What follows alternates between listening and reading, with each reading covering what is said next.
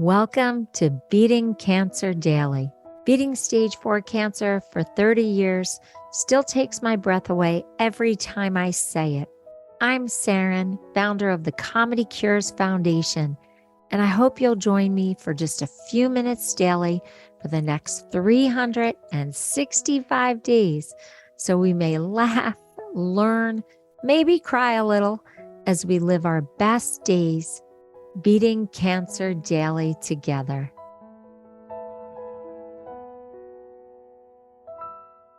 Having aggressive cancer actually taught me how to ask for help.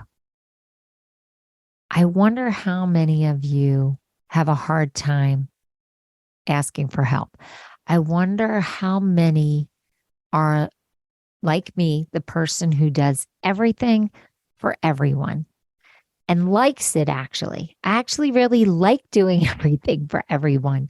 I like being a caretaker. But I also know that when my cancer brought me to my knees, I had to ask for help. And boy, that was not easy. Whew. You can ask the people who were trying to help me.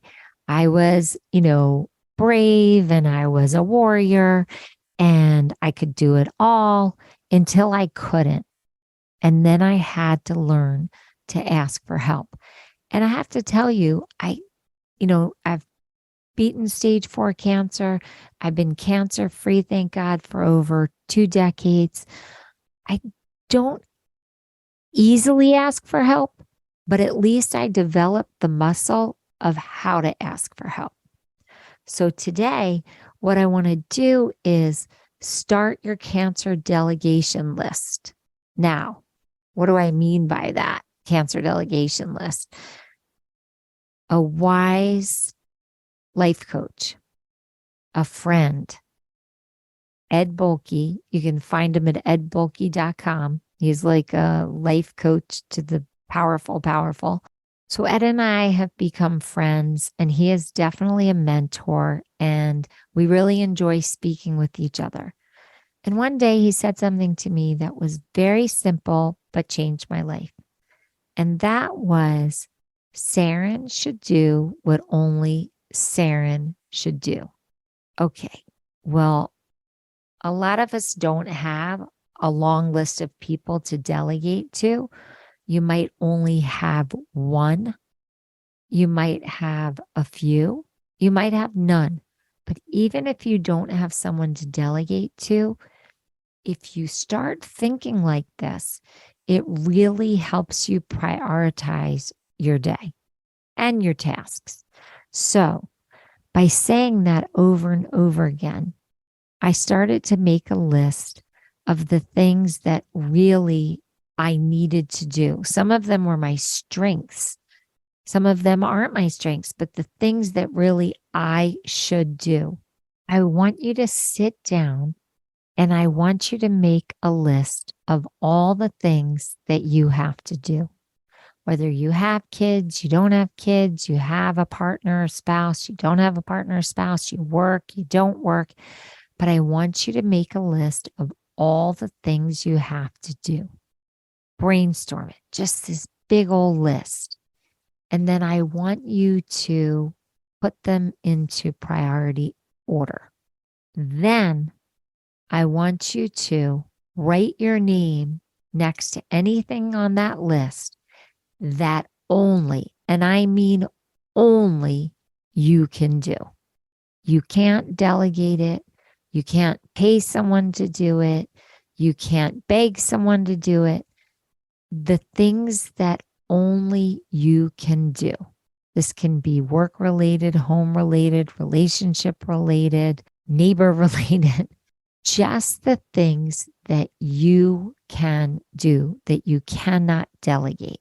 And I want you to look at that list, and I want you to take a minute and see, how does it feel when all the other things are not on your watch, not your job, not your responsibility? Now, I didn't say this was realistic.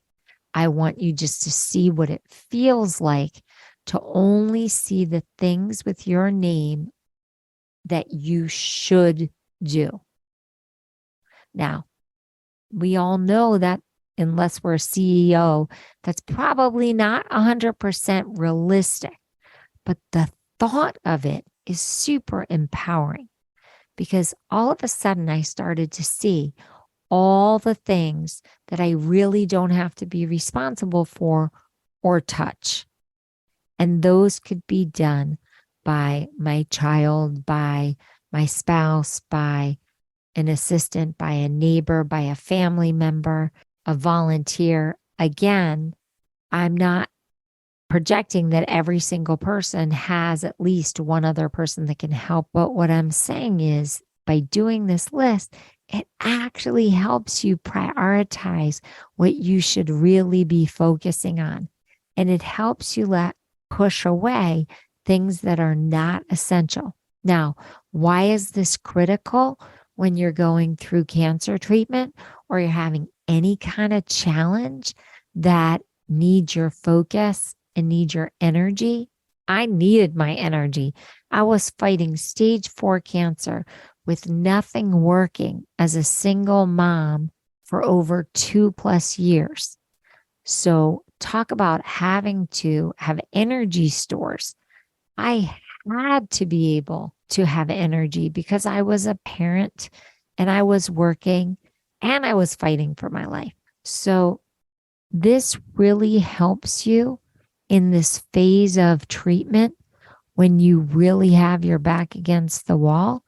It helps you really focus the energy that you need on healing and then only giving the energy that you have to give to the other parts of your day. I know it sounds like a lot, especially if you don't have people around you that can help pick up the slack, but it will give you extra space for healing. For those of you who have a deep support system, you can really start managing your life in a much freer way. And your friends and family will be happy because it will give them something to do for them to feel like they are really part of your healing and really contributing to you getting through this and getting better.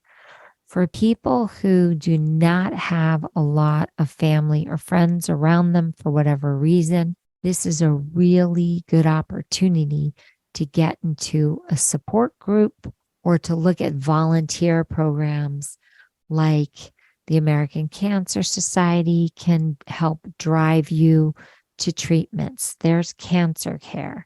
There used to be a great organization, Why Me, who would give you a mentor who's gone through it so that you could learn a lot of strategies. There are so many cancer resources, especially for people who don't have a big support system. So these organizations live and breathe to help you. There are wig organizations to help you get a wig. As I said, American Cancer Society will drive you. There are organizations that can help with small stipends so that you can get some caregiving care or have some expenses paid. There are lots of cancer resources, and I want you to go to the social worker where you are treating and ask for a list. You can also search online. Some of the major cancer organizations, if you have a wellness group like a Gilda's Club near you, these are all organizations that have lists of charities, and some have volunteers who will help you through this treatment time in your life and into your survivorship. So I really want you to start thinking strategically about how you're going to free yourself up more so that you can focus on healing and be able to either push away some of the things that are lower priority or build a little bit of a support system around you. There is something called Caring Bridge that you can sign up for. It is kind of like Facebook, but it can be made private, and it has a lot of different tools so that you can help mobilize a support system around your treatment and get more help. And you can make your page private or public. I do know some people do make it public because they want more people coming upon their story. Some people do crowd raising, fundraising pages to actually raise a little money to get some hired support when they don't have a lot of personal support. Lots of different ideas. I'll do more on crowd fundraising and I'll do more on organizational support.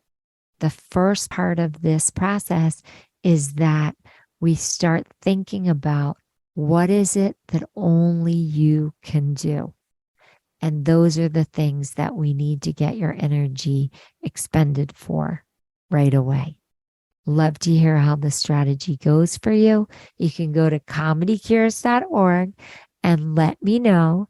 And hopefully you'll start to free up more time for healing, more time for play, more time for joy.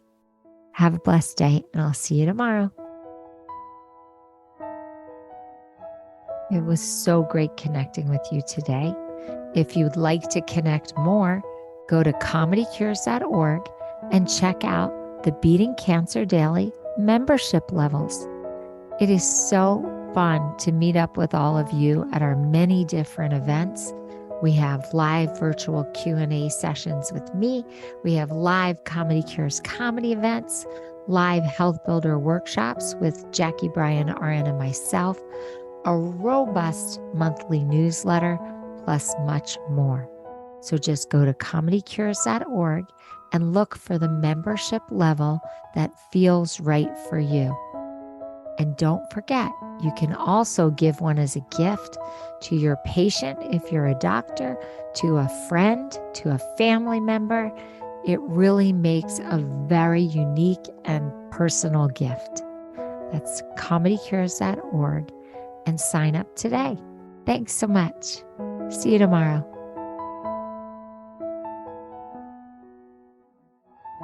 Guess what time it is? It's time for me to read the disclaimer. Beating Cancer Daily and the membership circle are not in lieu of medical advice or treatment. They are for entertainment purposes only.